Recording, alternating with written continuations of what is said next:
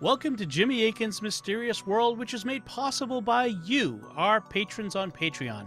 I'm Dom Bettinelli, and joining me today is Jimmy Akin. Hi, Jimmy. Howdy, Dom. Folks, we're always looking for ways to thank you, our patrons, for your generosity in making all our shows on StarQuest possible, and this is one of those ways. We reached out to you and asked if you had questions you'd like to ask, and we always get so many great responses. And so that's what we'll be talking about on this episode of Jimmy Akin's Mysterious World. So without further ado, let's jump right into the very first question. The first question comes from Beeblebrox, who writes, I'm a fan of deep dive episodes. I'd love to see your take on the Jersey Devil of Leeds Point. It may be too regional, I don't know, but I once started doing research on the subject and was surprised by how much material there was, including but not limited to newspaper headlines. If it's not a meaty enough subject, perhaps the Jersey Devil could play a role in a wider show about regional cryptozoology stories. On that point, I'd be curious to hear Jimmy's analysis and or speculation about why regional monster stories seem to exist anywhere humans gather, what it may say about us and our relationship and awareness of God and things spiritual. So first of all, for people who may not be aware, the Jersey Devil is a cryptid animal, at least that's how it's typically reported, that is said to be present in part of New Jersey, and we'll have a link to a page on the Jersey Devil so you can read about it. There's also an very early X-Files episode about the Jersey Devil, although it doesn't interpret it as an animal, but like as a primitive human. In any event, which is not consistent with the standard folklore, is my understanding. And I've had the Jersey Devil on the big list for ages, since we first started the show, so it's one of the cryptids I plan to investigate and cover one day, probably as its own episode, given the amount of information that there is out there on it. But it could be part of another episode. In terms of why there are regional monster stories wherever there are humans, I think that there are a number of reasons. Some of them, off the top of my head, would be the fact that humans, wherever they go, encounter animals, and they don't always view these animals under optimal conditions. They may see them in the dark. They may see them at a distance. They may see them in the fog. They may see them when they're drunk. And all of those things that can affect optimal viewing conditions can result in humans misperceiving the animals that they're encountering. Now, if they have regular, clear encounters, then the animal tends to be known. So people have had regular, clear encounters with lions and tigers and bears. Oh so, my. yeah, so lions and tigers and bears are known. But if they don't have such encounters, if they encounter something and they're not sure what it is, it can give rise to a legend about a cryptid. And sometimes there are cryptids that are encountered that are genuinely unknown to the people in some area, and are seen clearly. That the mountain gorilla is a classic example of that. It was known to the people locally where the mountain gorilla lives in Africa, but it was not known to scientists more broadly, and so it was at one time a cryptid that was eventually discovered.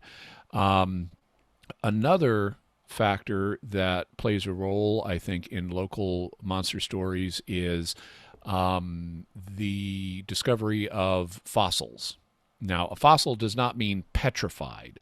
Petrified means something has turned to stone, and dinosaur bones are 60 million or more years old, so they've turned to stone, the ones we have. But technically, a fossil is anything that's been in the ground for 10,000 years or more. And so people have been finding not only dinosaur bones everywhere, but also the bones of other unknown animals that are unknown because they're extinct. And so those bones can also give rise, or sometimes carcasses, and those can give rise to cryptid monster stories too.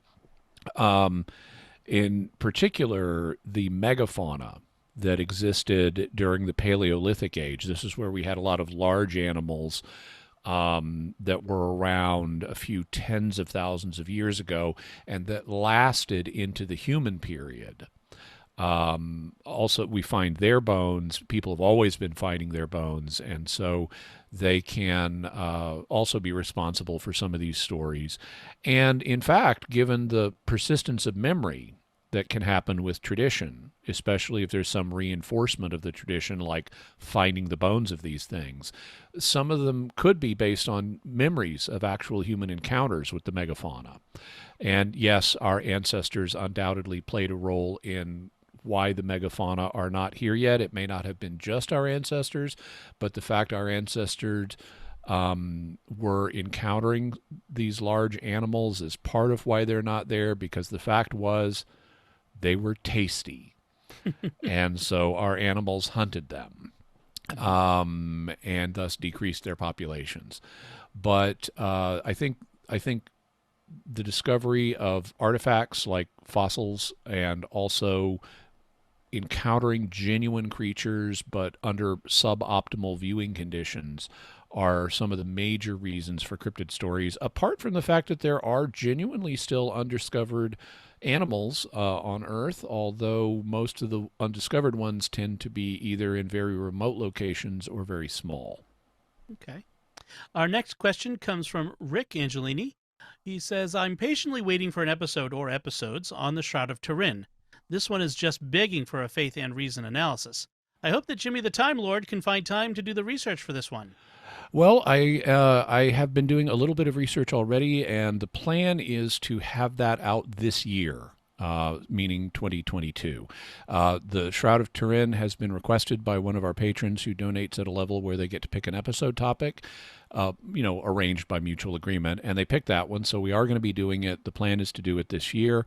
I still have a lot of research to do, but we will be doing it, and thank you for your patience, and thank you also to the patron who requested it. I do want to set expectations about how we're going to handle the shroud. So as of right now, I do not have a settled opinion on whether the shroud is the burial cloth of Jesus Christ or not. I'm genuinely open to both options, as I always try to be before I've researched a subject. And I also, laying my cards on the table, I want it to be the burial shroud of Jesus Christ. However, just because I want something to be true doesn't mean that I'm going to skew the evidence to get to that conclusion. I really try on this subject, as in every other subject, to check my confirmation bias and not allow myself to be guided by it. So just because I want it to be true does not mean I'm going to go any easier on the shroud than I would anything else. Also, as an apologist, I have a whole additional dimension through which, or an additional lens that I look at the shroud through, which is in terms of its apologetic value. Because there are folks who, as Christian apologists, whether they're Protestant or Catholic, will say, this is evidence of the truth of Christianity. And that may be true. And one day we may be able to make that argument with some confidence.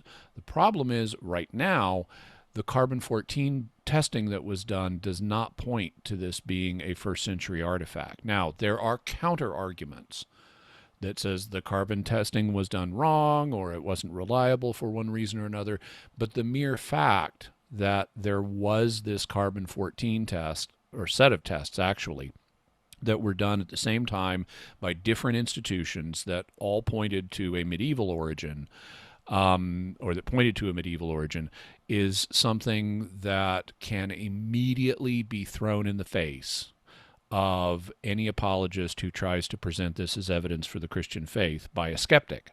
And so the skeptic is going to say, hey, you're claiming this stuff, but the science says no. And at that point, the Christian apologist is at a severe tactical disadvantage, because probably neither he nor the skeptic nor anyone else listening to the conversation is an expert in carbon-14 dating. And so not only does he have to mount a counter case that it is really first century, he also has to deal with the fact neither of us are experts, and under normal situations, both of us should be deferring to experts. And then it becomes a dueling experts situation that is inconclusive. And so I try to practice what I call bulletproof apologetics, where if I'm talking to someone and trying to convince them of something, like the truth of the Christian faith, I try to strip away all of the weaker arguments and focus on the bulletproof ones, the ones that really stand up to skeptical cross-examination. And so for that reason, I would hesitate, given the present state of evidence regarding the shroud, to present it as a proof of the Christian faith. My position would be essentially, at present, what the church has taken as its position, which is this is a fascinating image that we can use to bring us spiritually closer to Christ, but we're not saying it is the authentic burial shroud of Christ. And I don't want to bring disrepute on the Christian faith by appealing to things that are going to be perceived as you're just twisting the evidence because you want to see it that way. Fortunately, radiocarbon dating and radiometric dating in general is always improving, and we may get future and better tests of the shroud in the future that could help us settle this question. All right. Daniel Starezinek, sorry, Daniel, if I mispronounced your name, says, Jimmy, I love your podcast. Thank you for your dedication to truth, goodness, and beauty. My question, if we become one flesh when married, and if we rejoin our flesh in the end, how can we not be married in heaven? Well, we know that we're not because Jesus tells us that we're not, but the question then becomes a theoretical one of how do we explain this? And I think that that the answer can be found by looking at a couple of points of data. The first point of data that needs to be looked at is what does Genesis mean when it says that husband and wife become one flesh? Well, clearly they don't merge into one physical body. And so they're not literally becoming one flesh. This is some kind of metaphor. And any kind of metaphor, anything that's not literally true, means it conveys a truth, but it also has limits that it should not be pressed beyond. And that brings us to our second point of data, which is the fact that all the way down through redemption history, so all the way through the Bible, including the New Testament, it was recognized that if a spouse dies, you are no longer bound to that spouse, and it is perfectly fine to remarry. And not just in the case of men, who in the Old Testament could take multiple wives. This was true of women as well. If a woman's husband dies, she can marry another man without committing adultery. This is something St. Paul is explicit about in Romans 7. And so as a result, we have evidence that the marital bond dissolves at death, and therefore you are no longer one flesh with this person and are free to marry someone else. And so as a result of this, we can see that whatever the one flesh metaphor is referring to, and there are different possibilities about how you can interpret it, but however it's understood, it's a union that dissolves at death, and therefore people are free to remarry. And consequently, when you show up in heaven and get your own personal flesh back, you are not married at that point. And Jesus tells us we will not go on to get married because it won't be necessary. We will be like the angels of heaven. We'll be immortal beings that don't need to reproduce, and we won't have the same kind of passions that we do in this life, and we'll have all the love and fulfillment from God and the saints, including our former spouses, that we need, and marriage will not need to play a role anymore. Okay. Patrick writes, thank you for answering my question last time you all did one of these shows. I found your answer both thoughtful and well-reasoned, and mirroring some of my own issues with how people bandy about the word addiction. On to my next question. Is there a good list or collection somewhere out there of the pseudepigrapha, apocrypha that get referenced in the books of the Bible or are otherwise Bible adjacent? If so, what is it? I'm looking for something like Jimmy's book, The Fathers Know Best, listing of sources used to compile that book. I've been using that source list to read the Church Fathers, and at the same time would also like to pick up reading the pseudepigrapha or apocryphal texts, especially from well-translated sources. I have a feeling that Jimmy has a source list because of his recent articles in Catholic Answers magazine. Bonus points if the collection includes good commentary. Thank you again for the work y'all do. So the place that I go for most of the apocryphal pseudepigraphal books is actually Bible software. I am a heavy user of Logos Bible software. You can go to logos.com, and they have tons and tons and tons and tons of electronic books that are Bible or Bible adjacent, including collections of apocryphal pseudepigraphal works. The pseudepigrapha, so we should probably define these terms. In Protestant vocabulary, the term apocrypha is used for what Catholics and Orthodox would refer to sometimes as the deuterocanonical books of the Old Testament. But there are other works that are also called apocryphal that are books that, in Catholic jargon, that are not part of the Bible but were written in the same general time frame, and that have connections with either the Old or the New Testament. Some works are then known as pseudepigraphal. Pseudepigraphal is a word that comes from Greek that means written under a pen name or written under a false name. So sometimes in the ancient world, people would write a book, and then they would attribute it to some like famous ancient person to get respect for it. First Enoch is an example of this, where this book was written in the centuries immediately preceding Christ, but it's attributed to the patriarch Enoch, who lived in very early in Genesis. And that elevates the book and gets it respect. That was why they did that in the ancient world. But these books can be very interesting, and there are collections of them available, either electronically or in paper form, and we'll have a set of links to where you can get some of them in paper form. You can also find the same things pretty much, or many of them, certainly the same ancient documents at logos.com. One collection of them is R.H. Charles's collection, R.H. Charles, the Apocrypha and Pseudepigrapha of the Old Testament in English. And it does have like introductions and commentary notes.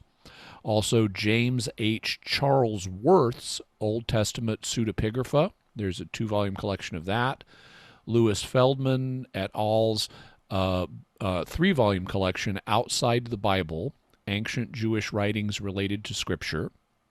Bart Ehrman's Lost Scriptures, Books That Did Not Make It into the New Testament. And Ehrman and Pless's The Other Gospels, Accounts of Jesus from Outside the New Testament. We'll have links to all of those on Amazon, and you can, like I said, also find similar things at Logos.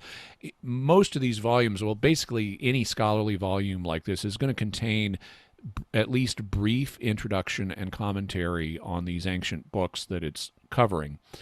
And there are some more detailed commentaries available on some of these. There's more such commentaries being written these days.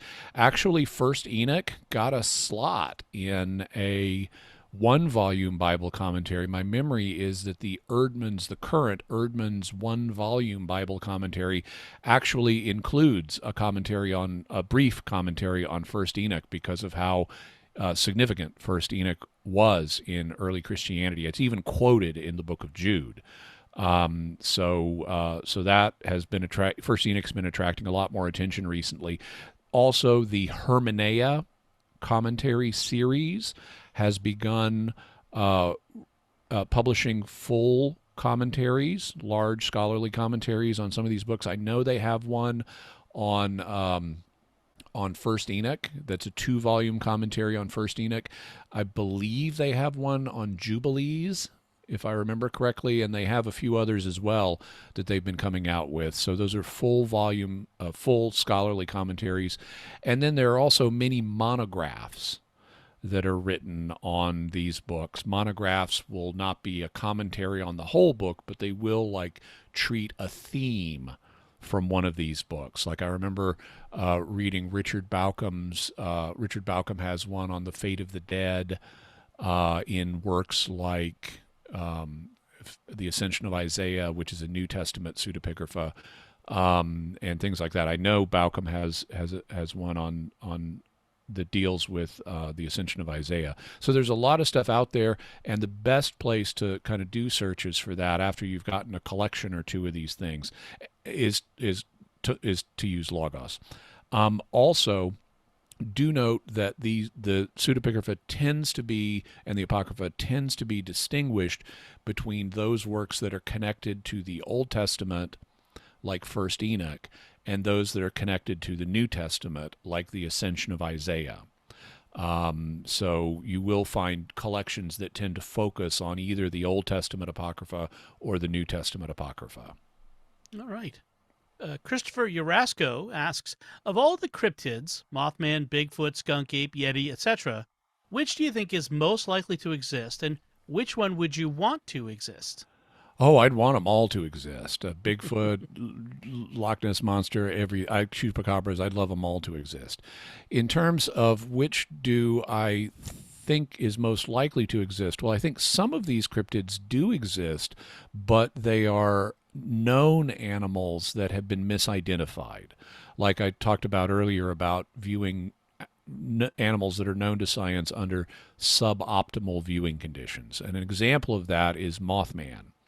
Mothman has at least a significant likelihood of, and I don't know that I would say a probability, but it has at least a significant possibility of actually being a missighting or set of missightings of sandhill cranes, which are about the right size and have a similar build to what Mothman is reported to be. By the way, while I'm thinking about it, there's a podcast called This Paranormal Life that's done by some guys down in Australia, if I recall correctly. And they begin each episode by kind of shouting out a series of questions related to paranormal topics. And my favorite question, I haven't heard a huge number of episodes of this podcast, but my favorite question that they have handled, which I've used on Facebook myself, I was so taken by it, is, are zoo animals just monsters that we've captured? and yes, they are. Zoo animals are just monsters that we've captured. And so if there are other unknown monsters, one day they could be just, okay, that's a zoo animal, yeah. In terms of where I think cryptids are likely to be found, they're only, and it's going to depend on what you mean by large. If you mean larger than human, like Bigfoot, the only place on Earth that you're likely to find unknown animals that are larger than humans is the ocean, because the ocean is the only place we haven't gotten a pretty good handle on in terms of exploration, in terms of the life that lives there. There's still a lot we don't know about the ocean. If you mean smaller than human but still big, so something like a chupacabra sized, or, the size of a lion or something. Well, there are remote parts of the world, particularly in wilderness jungle areas, that are harder for humans, that not many humans live there, that could have, they'll periodically find a new species of goat, or, a new species of aardvark or something like that. In these locations, and so they can still be around on land, but in remoter places. But frankly, the smaller the cryptid is, the better, because the smaller it is, the less chance we will have identified it. And in fact, the vast majority of cryptids are microscopic. We are only beginning to understand the different species of microorganisms, and there are tons of microorganism cryptids out there. But hopefully there are some bigger, interesting ones, and we will continue to cover cryptids in the future. Jordan S. asks, my question for you today is, have you heard of the Didache, and why did the early church fathers write it? Yeah, no, I know the Didache quite well. I first read it like 35 years ago when I was a fairly new Christian and just started reading the early Christian writings. What the Didache is, now, Didache is a Greek word that means teaching. And so the Didache presents itself as the teaching of the 12 apostles. Not saying it was literally written by the 12 apostles, but it conveys the sense of what the 12 apostles taught. And it's been argued that the Didache in particular was written to help Gentile Christians. People who were coming from a non-Jewish background, and it was helping them understand, so what do I need to do as a Christian? And basically, the Didache it's often described as a church manual because a lot of the things it deals with are matters of basic Christian instruction and what to do in church and things like that. It begins with an opening section on morality, and this is often referred to as the two ways section. It presents like the way of light and versus the way of darkness. So here are all the things you do want to do. Here are the things you don't want to do. And this is not unique to the Didache. We have other examples of two ways literature. But the Didache does begin with such a section. And so the idea is for people not already tutored in the Mosaic Law, here are the basics of Christian morality. And especially as they would apply to a Gentile. So like circumcision is not there. Then it proceeds to talk about Christian initiation. It has information on baptism and how you baptize people, and it has information on the Eucharist and what you do in the Eucharist. And it ends up with, it also has a section on prayer, how to do basic Christian prayer, and then it ends up with a section on eschatology, on prophecy about things that were still in the future and how the world will end and stuff like that. And it's a fascinating document. It probably dates from the 1st century. And there may have been an original edition of it that was around by maybe AD 50. Because one of the things that you find in the Didache is it has tests not only for telling whether a prophet is a genuine prophet of God or not, it also has tests to tell whether an apostle is a genuine apostle of God or not. And that suggests that at least one version, the original version of the Didache, was written when there were still apostles traveling around, and you needed to be able to tell the good ones from the bad ones. Also, the Didache is noted to have a special connection with the Gospel of Matthew, or at least the traditions that went into the Gospel of Matthew. Some have even proposed, there's a British scholar named Alan Garrow who has even proposed that the Gospel of Matthew uses the Didache as one of its sources. I'm open to that. I think Matthew was written probably after the first edition of the Didache, but my own view would be that they're really drawing on a common set of traditions that show up in both the Didache and in Matthew. And it's not one is directly dependent on the other. But there's a significant number of things in the Didache that resonate with Matthew, and one of them is the Lord's Prayer. So we have the version in the section on prayer in the Didache, the version of the Lord's Prayer that we have is most similar to Matthew's version of the Lord's Prayer, which is different than Luke's version of it. And this is also where we get the doxology, or it's the first recorded instance of the doxology at the end of the Lord's Prayer. So after we say, "Deliver us from evil," that's where it ends in the Greek manuscripts. But then, and this happens especially in the Protestant community, but also Catholics do it at Mass, will say, "For yours is the kingdom and the power and the glory forever." And that little added doxology appears not to have been originally part of the Lord's Prayer based on the Greek manuscripts of the New Testament. It seems to have been something that was in the liturgy that Christians got used to saying in the liturgy, and then eventually some scribe got confused and put it in a copy of Matthew.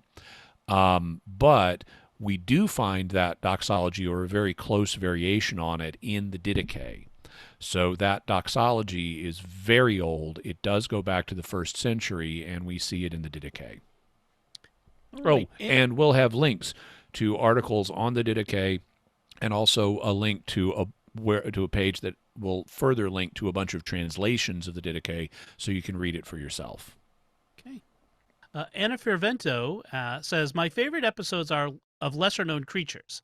I would love to hear Jimmy's take on black-eyed kids or another episode on skinwalkers. I would also like to hear more about sky jellyfish. Around the Industrial Revolution, these paper-thin creatures would fall from the sky dead and then dissolve within minutes or hours. I've heard the theory that they were an animal that lived in the upper atmosphere. Every episode is interesting, though, especially things I've never heard of before. All of those are on the list. Black-eyed kids and skinwalkers and sky jellyfish. Anytime you or anybody else has a topic they'd like me to consider for the future of the show, we love getting those. It also helps if you have resources that you can recommend, especially electronic ones like ebooks or web pages or videos or things like that. And if you can send us links to those things, that would be great. In terms of like sky jellyfish, I find them fascinating as well. But I haven't been able to find a lot of good resources on them. And in particular, I haven't found ones mentioning the Industrial Revolution connection. So if you have web resources or ebooks or things that you can recommend on those, I'd love to have the links. Also, just for your information, there is a Japanese kaiju movie from the 1960s that features a giant sky jellyfish. And I'm blanking on the name. It's not Dalgota, but it's something similar to that. And it does indeed involve this outer space jellyfish that comes to Earth and causes weird things to happen. And because it's the 1960s, there's also a James Bond like spy crime drama happening at the same time the sky jellyfish is around. And at the end, and the sky jellyfish is like causing hurricanes and tornadoes and ripping stuff up. And then at the end of the movie, they find a way to deal with the sky jellyfish that solidifies it, and it falls out of the sky, a big chunk of it falling to kill the bad guy spy criminal people. As it does happen. Yes. Yeah. It's a fascinating topic. I've never heard of sky jellyfish, so that would be an interesting thing to hear. Brooke Kennel writes, will we ever be able to resurrect species that have gone extinct? If so, should we do so? Is this a way for us to undo damage that we've inflicted on an ecosystem, or would we just be playing God and messing everything up again? Sorry, I'm sure Brooke will forgive me. I wanted to interrupt. The name of the movie is Dogora. Dogora. Dogora. Dogora, and it is from 1964. Okay, and that was her question. That was for the previous question. No, I'm sorry. I finished her question. So, okay. So in terms of Brooke's question, I think it is quite possible that we will be able to bring back species that have gone extinct, and the mammoth is a good example of one because mammoths survived until fairly recently. There were actually some dwarf mammoths living just around 1,000 years ago on a kind of remote island in like off the coast of Siberia, and they became dwarfs because of a phenomenon known as island dwarfism. When you get species on an island, there are limited resources, and so the less resources that you need to use, the more you can survive. And so on islands, species that are big elsewhere tend to diminish in size so that they don't use up as much of the resources that are available there. And this is known as island dwarfism. And so you had dwarf mammoths on this island. But there are also other mammoths that got frozen and we find their bodies in Siberia, and as our ability to extract DNA and repair it improves, it's very likely that we can bring back mammoths. In fact, since they're very closely related to elephants, relatively speaking, you can even use an elephant as a host for a mammoth embryo, and you wouldn't need to have an artificial womb that you would need to design. That elephant mothers would probably be able to carry a mammoth baby to term. And so it's quite likely that we could have something like mammoths back. Dinosaurs are a little harder, but mammoths and thylacines, the so-called Tasmanian wolf or Tasmanian tiger, also we could easily bring those back. Although there are people who say that thylacines still exist. The last one was known to have existed in the early 20th century in a zoo, but there are reported thylacine sightings periodically down in Australia and New Zealand, or Tasmania, and who knows? Maybe they are still out there. That is one cryptid that I think actually could have a good chance of being real. But even if they're not currently alive, we could bring back thylacines within the next few decades if we wanted. There is a question, though, about whether we should do these things. And so we'll have links to articles on bringing back the woolly mammoth, as well as an article questioning whether we should do things like that, and also an article on this whole overall project, which is known as de-extinction. All right. Daniel Cavey writes, "Hi, Jimmy and Dom. I've recently taken an interest in the meta-analysis of the news coverage surrounding current events. I've been particularly interested in and amazed by the ability of national news outlets to create wildly different narratives for their audiences by selectively emphasizing, de-emphasizing, and sometimes ignoring the details of stories that don't fit neatly with the overall point of view being promoted by the network. This business model creates a lot of confusion and seems to generate its own mysteries concerning the facts and players involved with high-profile stories. Are there any historical examples of such behavior in the press that have created enticing rabbit holes to go down, or is this a 21st century phenomenon? Thank you." Oh, this is by no means a 21st century thing. This goes way back, and in fact, we've even covered some stories like this here on Mysterious World. One of them, for example, in episode 151 on Operation Northwoods, we covered the how the Spanish-American War got started in the early 20th century.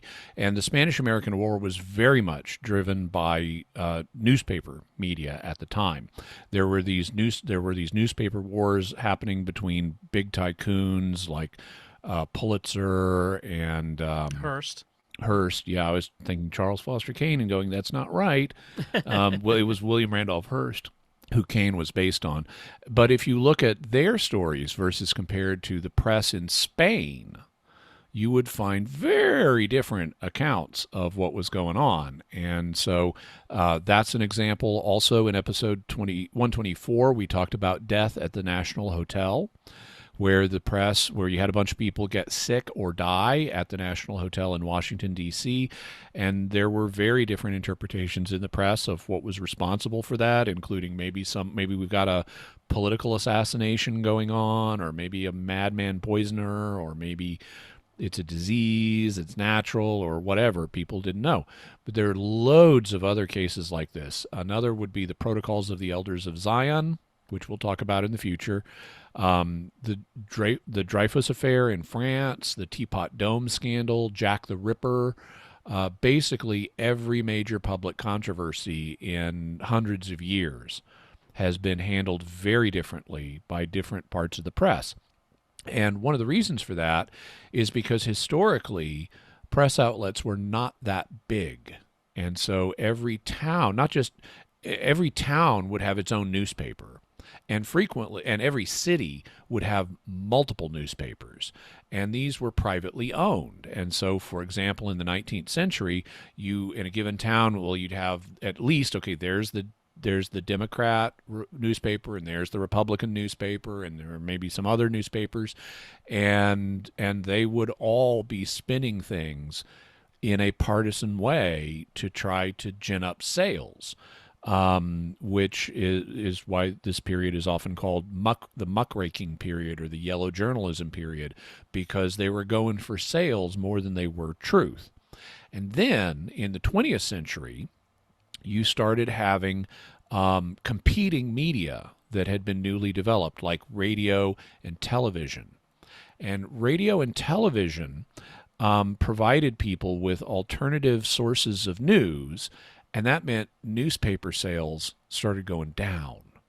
And so what happened was the newspapers in cities started to either fold or merge. That's why you have papers with things like the Times Democrat or the Times Gazette. Originally, those were two different newspapers. There was a Times and there was a Democrat, or there was a Times and there was a Gazette. And as the competing 20th century news media developed, the newspaper sales went down and they merged. And that meant they needed to not be quite as partisan as they used to be. Because if you're the only newspaper in town, you don't want just the Democrats to buy you or just the Republicans to buy you. You want everybody in town to buy you. You need those people to stay afloat. And so they would make an effort at being more objective. And the same thing was happening in the 20th century on radio and television in their news media, because there's a limited amount of frequencies that you can transmit radio and television signals on. And so a determination was made here in the United States to say, okay, the people we give licenses to transmit on these limited frequencies need to be broadly serving the public interest. And that led to the creation of what was called the Fairness Doctrine, which said if you're going to cover an issue politically, you need to cover it in a balanced way, cover both sides. And so both in the electronic media and in newspapers, you had this unusual historical situation of we're going to try to be objective. We're going to be objective journalists and treat everything neutrally and tell both sides and stuff like that. It was very unusual from a historical perspective. And then the internet happened. And the internet became a major source of news, and the internet does not have the limited frequency problem that radio or television or single town newspapers do. The internet is millions of websites that can express all kinds of different views. And as a result, you started having the internet sucking away traffic from radio and television and newspaper news outlets. And that means that the broad general approach that they were taking is no longer working for them the same way. If you may be the only newspaper in town, so you've got a monopoly in town, but if no one's reading your newspaper, that doesn't help you. And so even if you are a monopoly newspaper, you need to somehow gin up sales, and if you're going to survive, and that means that they've returned to being very sensationalistic, very partisan, and trying to only appeal to a subset of the local community that they want to get readers from in order to survive. So we had the creation in the mid-20th century of a very unusual situation that led to the myth of the objective journalist, and then we saw it all unravel again and go back to the sensationalistic partisan press that's historically normal.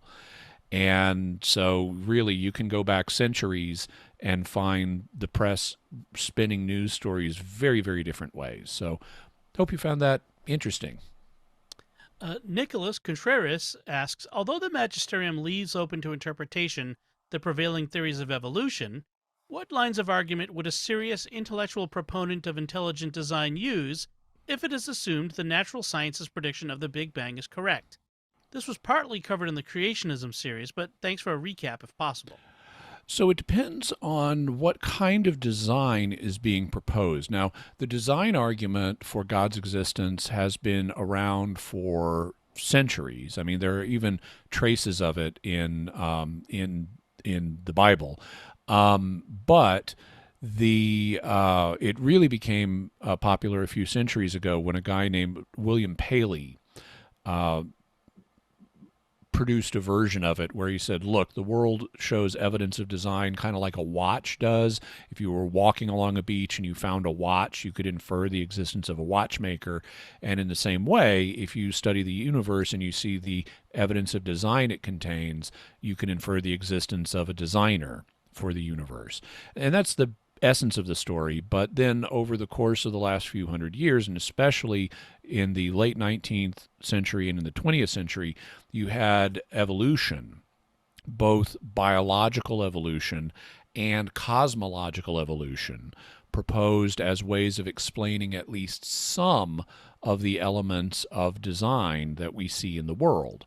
The reason that, for example, creatures have eyes is because evolutionarily they convey a survival advantage, and they slowly developed over a period of millions of years. And so you could now appeal to evolution by natural selection and random mutation to explain elements that previously would have been chalked up to design. And so the question becomes, well, in modern contemporary versions of the design argument, what elements of design would you appeal to? And it's going to depend on whether you're talking biological evolution or biological design or cosmological design, or I should say astronomical design. People who propose biological intelligent design will refer to aspects of biology of different organisms that they don't think can be explained by random mutation and natural selection. And these include concepts that they refer to with names like irreducible complexity and also specified complexity. And so the idea is that organisms display certain types of complexity, like this is irreducible. It wouldn't work if you broke it down. This feature of an organism wouldn't work if you broke it down. So how could it evolve over time? It seems like you need the whole element in order to work at all. So it couldn't evolve from more primitive versions of itself. In terms of astronomical or cosmological design, you get a couple of you get various different things. On the cosmological level, there's what's known as the fine-tuning argument. And the argument here is that there are certain cosmological constants that apply everywhere in the universe, like the strength of gravity, the strength of the electromagnetic force, a constant known as the fine structure constant, or alpha, that we've talked about in previous episodes. And that if any one of these constants was just a little bit different, life would be impossible in the universe. And consequently, it looks like you've got maybe as many as 26 of these constants that have to be finely tuned in order for the universe to have life. And you could then appeal to those as evidence that the universe has been finely tuned, which would imply a tuner, a designer that set those constants. There are arguments against that, but that's the basic argument, and I think it has merit. I've also seen what you could just call an astronomical version of the design argument. In his book, I want to say it's in his book, The Fingerprint of God, astronomer Hugh Ross has an argument for not the design of the universe, but specifically the design of the solar system, where he argues that the planets and the moon and various other aspects of the solar system would be so improbable to happen randomly that it would be logical to infer that the solar system specifically was designed for life. Now, I'm personally pretty skeptical of that because, and I'm also, I like that Hugh Ross is on the side of the angels, but I don't find his interpretation of Genesis convincing at all. And I think he tends to stretch things in ways he shouldn't, and I think this is probably one of them. Now, that book came out, I think, in the 80s, and so that was like 40 years ago, and we didn't even have the ability to study exoplanets in other star systems at the time. So we know a lot more about this now, but given, and that of itself may make the argument dated. But also there's just so many stars in the universe that even if you think life is extraordinarily rare, I don't think the conditions of our solar system are so unusual that you won't find a similar solar system by chance anywhere in the universe. Even if the way our solar system is set up is very rare and necessary for life, There's probably more than one such solar system by random chance somewhere in the universe. And so I'm not optimistic about appealing for a designer for mounting an intelligent design argument for our solar system. Oh, we also will have links to an article on intelligent design on Wikipedia, so it's going to try to do both, but probably will be slanted towards opponents of intelligent design, but that'll give you their side of the story. Then we'll also have a link to the intelligent design page at the Discovery Institute's website, and they are big proponents of intelligent design, so you can read from both perspectives. Nick S. asks, did the Arians celebrate all of the sacraments, and would their sacraments have been valid? Also, did most Arians believe that Jesus was like a demigod, that he was the greatest creation of God, or that he was simply an ordinary human? So I've heard people say that the Arians believed Jesus was just a man. I've even heard, and this was years and years ago, but I've even heard a Catholic apologist say that. And I don't get that at all. I don't know where they're getting that, because that is not what the Arians believed. The Arians believed that Jesus, and the Arians, for people who may not be aware, were a heresy that arose in the AD 300s. They're called Arians because they were founded by a priest from Alexandria, Egypt, whose name was Arius. So Arians are followers of Arius. And Arius taught, and the Arians believed, that Jesus was the first and greatest creation of God, through whom he then made the rest of the world. And so basically this would make Jesus a created but very powerful spiritual being, basically a super angel. And that's essentially what Jehovah's Witnesses believe today. Jehovah's Witnesses are modern Arians who think Jesus is actually the Archangel Michael and is the first and greatest of God's angels. The Arians did celebrate the sacraments, and the Catholic Church at the time and today did not reject the validity of their sacraments. And we will have a link to an article on Mormon baptism by the current, he wasn't when he wrote this, but he's the current head of the Congregation for the Doctrine of the Faith, Luis Ladaria, in which, so back a number of years ago, the Congregation for the Doctrine of the Faith was asked to issue a ruling on is Mormon baptism valid or not, and they said no. And to explain that, they had Louis Ladaria write a paper explaining why the church does not regard Mormon baptism as valid. But in the course of that paper, he notes that the church does and did regard Arian baptism as valid. And then he distinguishes why, well, then why not Mormon baptism? Well, it's because of these things. And so Arian sacraments were regarded as being valid, and that would indicate you don't have to have a clear understanding that Jesus is God in order to validly baptize. You could simply know that, okay, there's one God, and he's the creator, and Jesus said to do this, and so I'm going to do it. And that would have the intention of doing what the church does sufficiently for the baptism to be valid. Mormonism, by contrast, says there's not just one God, and God is not the infinite creator of everything, and it has a radically different vision of what the divine is that is much farther from Orthodox Christianity than Arianism was. Okay. Rob Leonardi asks, considering that the effects of the fall make all creation affected by sin, since now death entered the scene, wouldn't this singular event be applied to everything, at least in our universe, including aliens and faraway galaxies? Well, it could be, and there are theologians who would propose things like that. And so I don't rule out that as a possibility. It's not my personal view. I think that that people have overestimated what is being discussed in various passages in Scripture. Like when it says that death entered the world because of sin, it's talking about human death. But people tend to want to extend that to death everywhere on Earth, all animal plant death. And well, no, you can show plants were dying before the fall because Adam and Eve got to eat them. And the plant matter dies when you eat it because your stomach acid dissolves it. So there was already death in the world.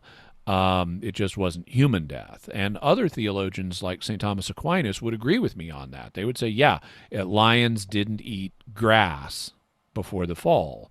The nature of the predatory animals was the same then as it is now. It's human death that came into the world as a result of the fall. We shouldn't project it to all life on Earth, and therefore we shouldn't project it off of Earth and say it's everywhere in the cosmos. Similarly, you have other passages like where Paul talks about how creation is groaning for its redemption, and I think it's perfectly legitimate to look at that and say, he may just mean human creation. We could, if I were to say, all creation knows about the Christian faith, even if they don't believe it, I'm not talking about rocks and plants and flowers. I'm talking about humans, all human creation. And in the same way, I think all human creation is waiting for its redemption as sons of God. And so I don't think that the various cosmic passages like death entered the world or creation is groaning, I don't think that that those are meant in the way that they're sometimes taken, and I certainly don't think that they have to be taken the way that it supports these cosmic interpretations. It's perfectly possible to be talking about human death and the human creation without these other implications. Okay. Jimmy, do we have time for one more, I think? Yeah. So Joseph Deschennes asks, I know you've tackled similar questions to this, such as the possibility of baptizing aliens or Baby Yoda, but I would be curious to hear about your answer to baptizing sentient robots or AI, specifically Tom Servo and Crow T Robot from MSD3K.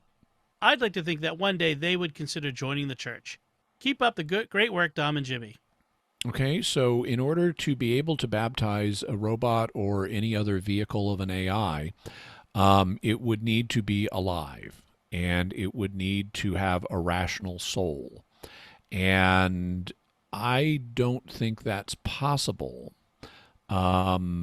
because I don't think that robots or AIs have the structure physically needed to be alive or to have souls. There'd also be a question of if it does have a rational soul and it's displaying rationality, is it freely choosing baptism, or have you just programmed it to ask for baptism? And you could say there would certainly be an argument that, okay, if you've just programmed it to ask for baptism, it's not a free choice. And if it's rational, this needs to be a free choice. It's like if I did brain surgery on someone to force them to ask for baptism, that would not be a legitimate thing to do to a person. And in the same way, I shouldn't, if a robot were alive and rational, I couldn't just program it to do this. So there would be a whole other complication there. Now, so I don't think it's possible to baptize mechanical things like this. But when it comes to Tom Servo and Crow T Robot, from Mystery Science Theater, I can easily imagine a scenario where based on something they've seen in a movie, they decide they want to be baptized, and hilarity would ensue from that. So I can easily imagine that scenario, but ultimately just repeat to yourself, it's just a show. I should really just relax. Although I have to say, I love this image of Tom Servo and Crow T Robot sitting in the front pew at Mass doing their shtick during the homilies. Oh, sometimes it's good that people are not more telepathic than they are, because I have been known to comment on things I'm hearing in a homily mentally. Oh, yes. I think many of us have. All right. So I think that is about it for us from this time. We still have many questions that we have to get through in another upcoming episode of Patron Our next Questions. one. Yeah. Our very next one. Yes. But for now, that's it from us. We want to thank all of our patrons, and especially those who submitted questions. You can submit feedback on this episode by going to patreon.com/StarQuest or by visiting sqpn.com or the Jimmy Akin's Mysterious World Facebook page and leave some feedback there. You can send an email to mysterious@sqpn.com, send a tweet to @mys_world, or you can call our new Mysterious feedback line at 618-738-4515 for any of your feedback on any of the questions that we talked about.